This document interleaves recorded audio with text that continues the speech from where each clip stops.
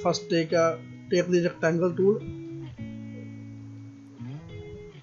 to make a background and fill it with the dark color. Go to Windows, Layer, and lock this layer. Create new layer. Go to Ellipse tool, select the Ellipse tool, press and hold the Shift key to make a perfect circle. Go to Windows, Color, fill it with white color, swap the color. Go to Windows, Appearance, make sure foreground color is set to none, and stroke color to white or stroke weight to 40.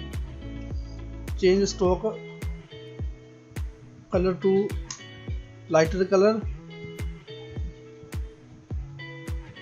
Now go to the effect panel, blur, Gaussian blur, make it 40 pixel blur.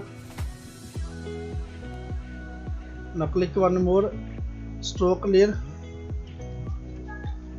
make a stroke weight 5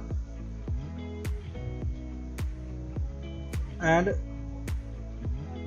make the stroke color a bit lighter.